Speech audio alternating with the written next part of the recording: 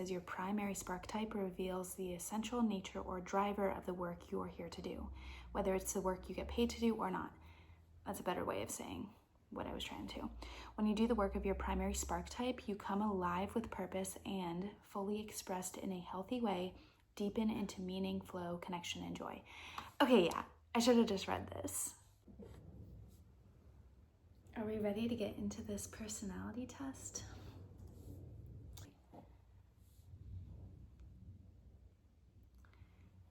Obviously, whatever energizes you might be different, but I encourage you to find what lights you up and how you like spending your time and what energizes you, and how being more yourself and following what you desire can make your ideal life, I think. And you can also probably get paid for it too, in some way. That's what I'm trying to figure out. How to be more myself and get paid for it. So, I took the Sparktype personality test, and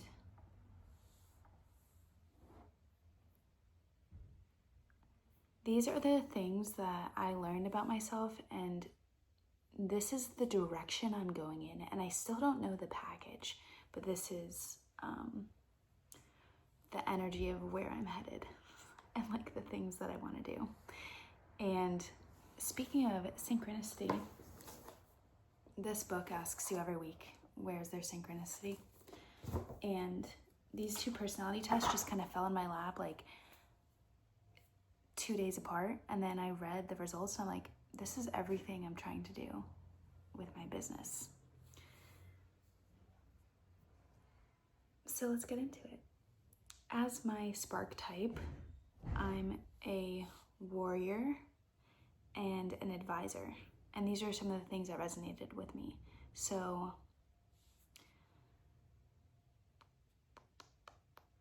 yeah, so by the way, there's a primary spark type and a secondary, and it says your primary spark type reveals the essential nature or driver of the work you are here to do, whether it's the work you get paid to do or not. That's a better way of saying what I was trying to. When you do the work of your primary spark type, you come alive with purpose and, fully expressed in a healthy way, deepen into meaning, flow, connection, and joy. Okay, yeah, I should have just read this. This is what I'm trying, yeah, okay, anyways. And then, as a warrior, for me, organizing, inspiring, and leading others is your call. There is and has always been something inside that yearns to bring people together, organize them, harness their collective energy, assume responsibility, make decisions, and lead them on some form of meaningful and challenging quest. For you, it's not just a skill or position. Organizing and leading is a calling. It is the truest expression of your essential nature, the work you're here to do. That I was like, this is so exciting. For some warriors, you become attached to a particular area of focus, field, or pursuit for long windows of time. But it's also not unusual for your focus or quest to shift over time, especially once you've led others to what you perceive as the pinnacle of where they are capable of going in that one specific context. At that point, you are still wired to lead, but it's time to redirect your energies to new point A and a new set of quests to bring people on as you lead them to point B and beyond. Okay, yeah. Love that it says that too, because yeah, I like doing a bunch of different things, and I don't want to pigeonhole myself into one thing. But it's cool to see that it can shift, and I'm gonna find a way to do this. Yeah, for many spark types, warrior spark types, in fact, if you're really being honest, it often doesn't matter what the field or pursuit or industry is, as long as you're given the opportunity to lead others towards a deeply desired, meaningful outcome. Nothing fuels you more than playing this role. Yeah. Cool. And this is something you can do too. So I got this idea from my friends, but I took my spark type and then I talked to ChatGPT about it. I still mix up if it's P or B sometimes. ChatGPT about it. And then ask, like, how does this relate to life coaching? Because if I told you, like, in another video that with my coach, like, thinking of everything that energizes me and that I'm good at and all this stuff, like, life coaching is something that aligns perfectly. From all my experience, the things that I love most by the things that I've done, life coaching really aligns. So I asked, how does warrior play into that? All right, for warrior, you thrive when you're in motion, pushing boundaries, leading with purpose, and taking bold action. For sure. You're driven to fight for something that matters. So ideal careers for you involve challenge, meeting, and a chance to make a real impact. You likely need to feel like what you're doing matters deeply, which I will do anything. But on the side, I think I do want something that matters deeply, you know? And so here's some career themes and roles that tend to fit warrior energy.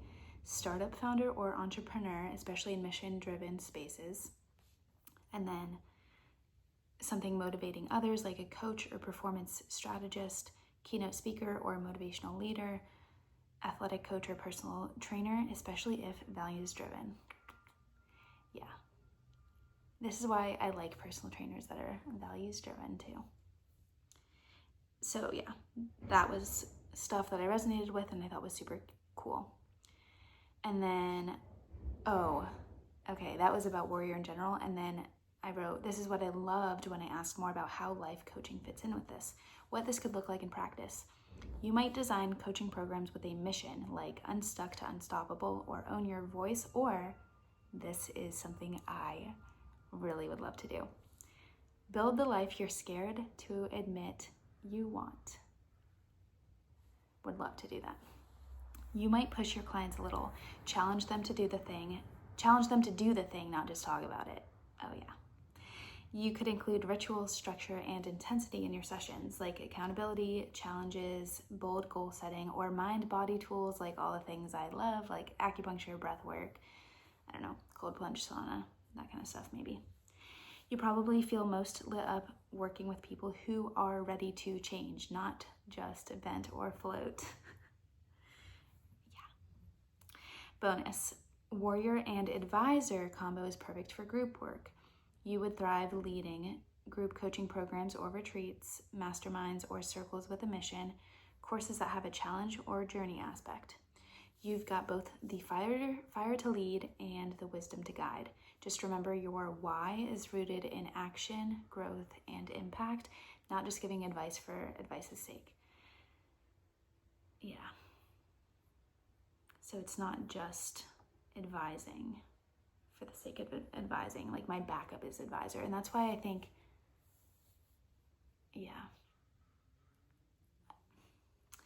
I don't know.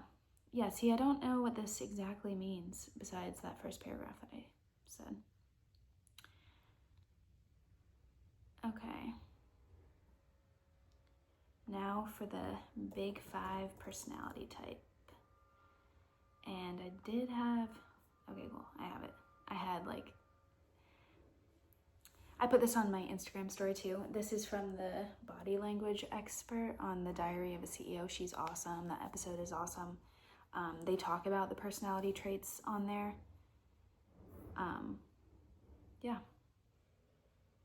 So I was it's 1 to 3 stars for these 5 traits, and I'm 3 stars for everything except for neuroticism. I'm number 2, or I'm like medium. So high openness, high conscientiousness, high extroversion, high agreeableness, and medium neuroticism. And I'm gonna go through, skim, and read and like say the things that stood out to me for this too. So I am high on openness, often seen as the trailblazers and visionaries of the world. I literally wrote, I'm a trailblazer on one of my exercises recently. So definitely agree with that. They possess an insatiable curiosity, and a deep love for the novel and unfamiliar. Oh yeah, for sure.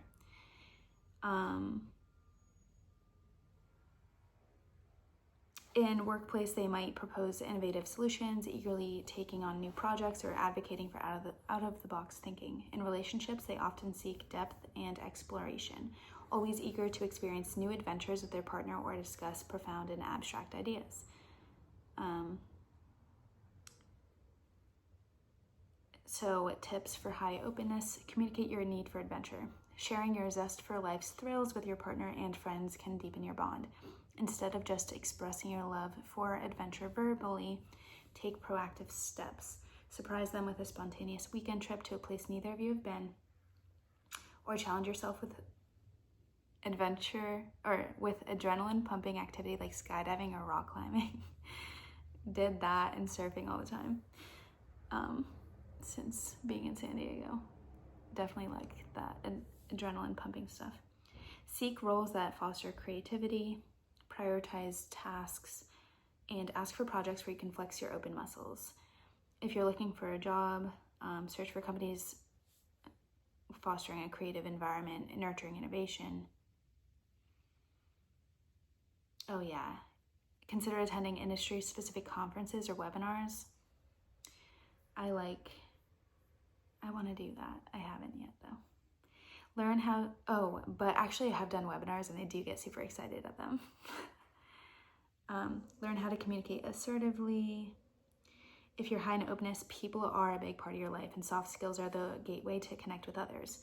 If you are going to be asking for more creative tasks, you might learn the framework of communicating with assertiveness. I don't know. By the way, what I'm reading, like if you are, it's very specific. It's not giving me the overall, it's giving me like high in openness means this. So if you're also high in openness, this applies to you. And next, like if you're high conscientious, then this part also applies to you. And I know this is a lot of reading. Thanks for sticking with me. I feel like this will be good to look back on, but let me try to speed it up. It's been 12 minutes. Okay. All right, keen eye for, whatever. I can read this more if I really want to later, so let's just flip through this.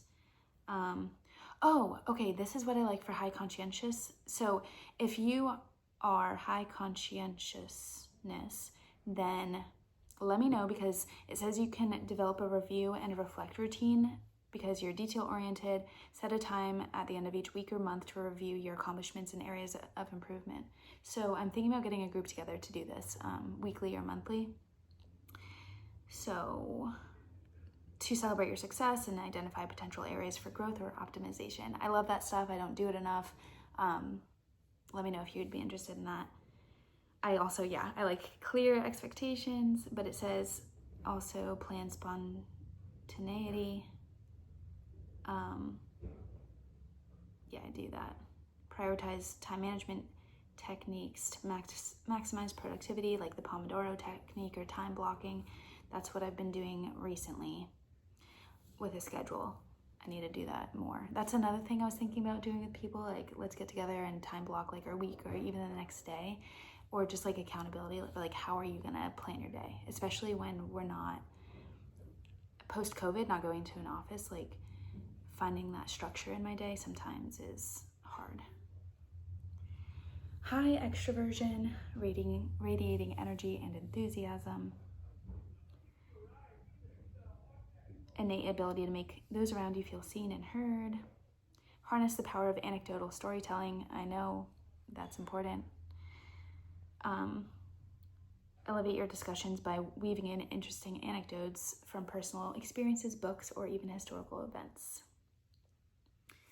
Yeah. Oh yeah. I don't do this, but good idea, I guess. I don't know why I don't want to do this, but it says keep a physical or digital journal of interesting stories to tell so you can always remember them. I don't know why I don't want to like actually focus on that, but I do think of that and try to tell stories. Okay, embrace social peacocking. I really want to do this. I've talked about this before with my fashion journey. Like, conversation starters with how you look. Network beyond your field. Yep, definitely want to do that. Okay, we're moving along. Agreeableness. You're highly agreeable. So set personal boundaries and adopt the 24-hour rule for feedback so you don't overcommit.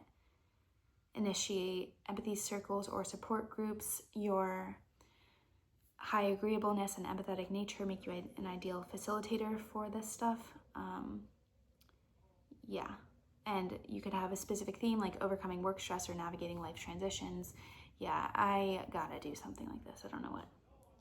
Engage in collaborative community projects. Dive deeper into human connections. All right. Medium neurotic. I experience highs and lows while generally maintaining an even keel. Okay, so high neurotic is worrying like obsessively. So this is like, I do worry and stress, but like, I guess medium. Cultivate a mood balance routine. So have a routine that has both stimulating and calming activities, like a high energy workout with a relaxing evening reading.